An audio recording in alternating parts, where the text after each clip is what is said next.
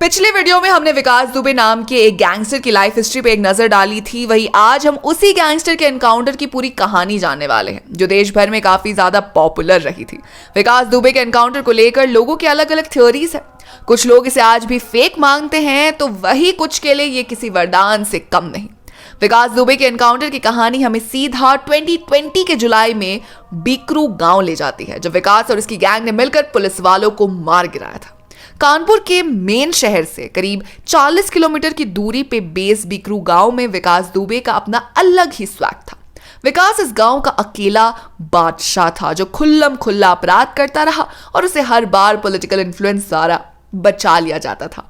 विकास के गांव से लेकर पूरे यूपी तक आतंक फैला था, जो 2020 में कुछ ज्यादा ही बढ़ गया है।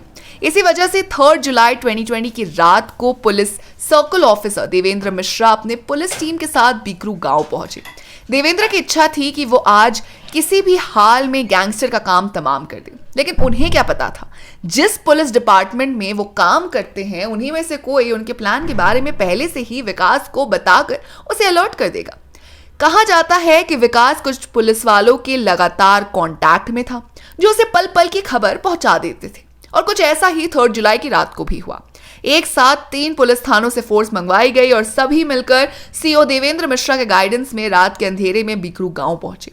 इस फोर्स में छोटे पोस्ट पे तैनात पुलिस वालों से लेकर हायर रैंक के डेप्यूटी एसपी तक शामिल थे।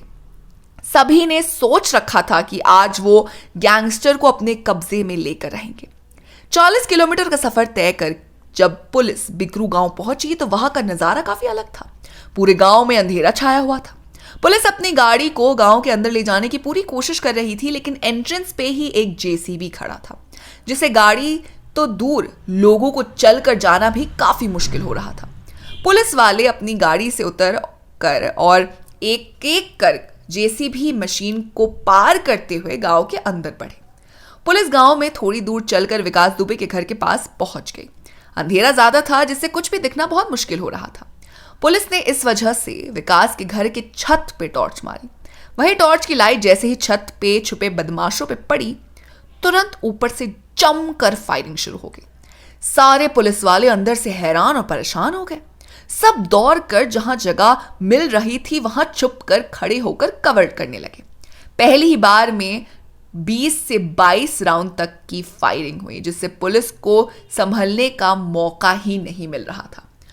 उस दिन करीब 30 पुलिस वाले थे, लेकिन वहां पे करीब 60 गुंडे मौजूद थे। इस फायरिंग में कई पुलिस वाले घायल हो रहे थे, जिन्हें बचाने के लिए कुछ ऑफिसर्स जैसे तैसे अपनी गाड़ी तक पहुंचे और उन्हें तुरंत हॉस्पिटल पहुंचाया गया।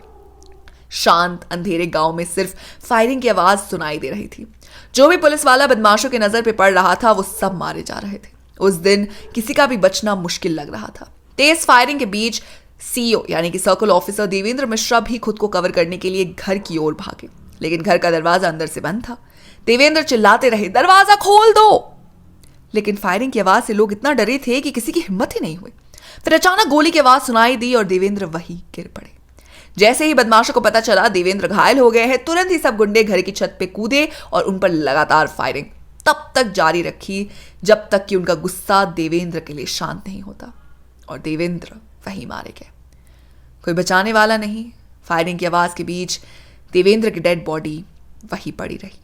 देवेंद्र यूपी के बिल्हौर के सीईओ थे। वहीं इस घटना में देवेंद्र के अलावा शिवराजपुर के सीईओ और सब इंस्पेक्टर के अलावा 5 सिपाही मारे गए। लेकिन सबसे डरावनी मौत देवेंद्र मिश्रा की हुई, जिनपे कुल्हाड़ी से भी वार किया गया था। जानकारी के मुताबिक विकास दुबे सबसे ज्यादा देवेंद्र मिश्रा से चिढ़ता था, क्योंकि देवेंद्र विकास के पुराने केसेस को भी सामने ला रहे थे और उस पे कई नए केसेस भी फाइल कर रहे थे। इन सब की जानकारी विकास को पुलिस डिपार्टमेंट का ही एक ऑफिसर विनय तिवारी लगातार दे रहा था, जिस वजह से विकास देवेंद्र से मन ही मन दुश्मनी रखने लगा। विकास और उसकी गैंग द्वारा 8 पुलिस वालों को मारने की खबर जब अगले दिन पूरे देश को पता चली, तो सभी विकास के तुरंत एनकाउंटर की मांग करने लगे। पूरा देश, खास करके नॉर्थ इंडिया में विकास को लेकर खासा गुस्सा देखा गया। पुलिस वाले भी अपने साथियों की मौत का बदला लेने को अब तैयार थे, लेकिन उनके सामने सबसे बड़ा सवाल था कि आखिर विकास और उसके साथियों को पुलिस के आने की खबर किसने दी। इस सवाल पे काफी चर्चा की गई। हर पुलिस से उन्हीं के ऑफिसर्स ने सवाल जवाब किए, लेकिन खुलासा तब तक नहीं हुआ जब तक कि विकास दुबे खुद पकड़ा ना गया। जब विकास को हिरासत में लिया गया, उसी दौरान उसकी कॉल रिकॉर्डिंग चेक की गई, जिसके थ्रू पता चला कि चौबेपुर थाना का CO station officer Vinay Tiwari ही वो अंदर का दुश्मन था, जो वर्दी पहनकर बदमाशों की मदद कर रहा था। विनय को आगे चलकर जेल की सजा सुनाई गई। वहीं 8 पुलिस वालों को मार गिराने के बाद विकास और उसकी साथी तुरंत बीकरू गांव छोड़कर फरार हो गए। शायद इसका मेन कारण पब्लिक का गुस्सा भी था, जो विकास को फांसी देने की अब मांग कर रहे थे। हालांकि ज्यादातर गुंडों को पकड़ने में और उनका इनकाउंटर करने में पुलिस कामयाब रही, लेकिन विकास दुबे अब भी फरार था। घटना के कुछ दिनों बाद विकास दुबे कई राज्यों से होते हुए बाई रोड उज्जैन के महाकाल मंदिर पहुंचा। विकास ने वहां पहुंचकर शांति से पूजा की, दान भी किया और सबके सामने सरेंडर कर लिया। लेकिन एमपी पुलिस के हिसाब से मंदिर के गार्ड्स ने विकास को पकड़ा था। ये सब कुछ 9 जुलाई 2020 की सुबह करीब 8 से 9 बजे के बीच हुआ। विकास सरेंडर करते ही चिल्लाने लगा, हाँ मैं विकास दुबे हूं, वही कानपुर वाला। विकास ऐसे कई बार चिल्लाया जिससे लोगों का ध्यान उसकी ओर आ गया। 9 जुलाई की शाम 7 बजे एमपी पुलिस ने यूपी पुलिस को मामले की खबर दी, जिसके बाद यूपी की स्पेशल टास्क फोर्स उज्जैन पहुंची और बाय रोड विकास को लेकर कानपुर चली गई। पूरा देश पल पल की खबर रख रहा था। लोग इंतजार भी कर रहे थे कि आखिर विकास के कानपुर पहुंचने पे क्या होगा। 10 जुलाई करीब 6 बजे पुलिस विकास को लेकर कानपुर में एंटर की। कानपुर में एंटर करने से पहले जो टोल पड़ती है, वहीं पे सारा मीडिया और लोगों को रोक दिया गया। जैसे ही पुलिस कानपुर में एंटर करती है, कुछ देर तक किसी को भी उस रास्ते से आने नहीं दिया गया जहां से पुलिस की गाड़ी विकास को लेकर जा रही थी। गाड़ी आगे बढ़ी और करीब 20 मिनट बाद खबर आई कि विकास पुलिस एनकाउंटर में मारा गया। पुलिस के मुताबिक गाड़ी के सामने अचानक गाय का झुंड आ गया। इसी से बचने के चक्कर में गाड़ी का बैलेंस बिगड़ गया और वो पलट गई। विकास ने मौके का फायदा उठाकर अचानक गाड़ी के टायर के ठीक कर रहे पुलिस वाले से पिस्तौल छीना और भागने लगा। भागते वक्त विकास ने पुलिस वालों पर गोलियां चलानी शुरू कर दी। इसी के जवाब में पुलिस ने भी फायर बैक किया। इसी एनकाउंटर में गोली विकास को लगी और वो मारा गया। लेकिन विकास दुबे के एनकाउंटर की इस कहानी में काफी ड्रॉबैक्स भी है, जैसे कि विकास कोरोना के वक्त बाय रोड आराम से दूसरे राज्य पहुंच गया और टोल पे किसी पुलिस की उस पर नजर भी नहीं पड़ी। जुलाई का महीना कोरोना का वो दौर था जब एक स्टेट से दूसरे स्टेट में जाने के लिए बॉर्डर पे कई तरह की जांच की जा रही थी। ऐसे में विकास पे किसी की नजर क्यों नहीं पड़ी, जबकि यूपी से एमपी काफी दूर भी है।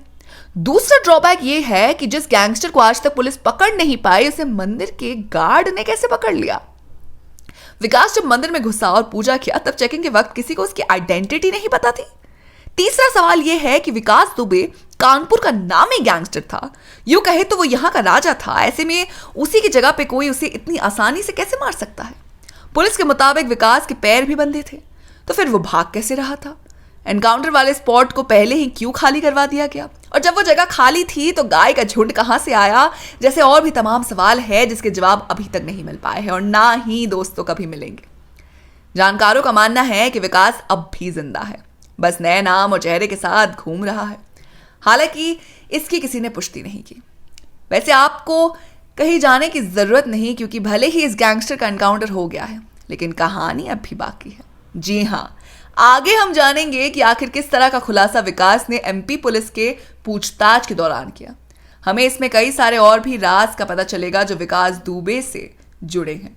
तो बने रहिए हमारे साथ इसी चैनल पे जिसका नाम है बॉलीग्राज स्टूडियोज।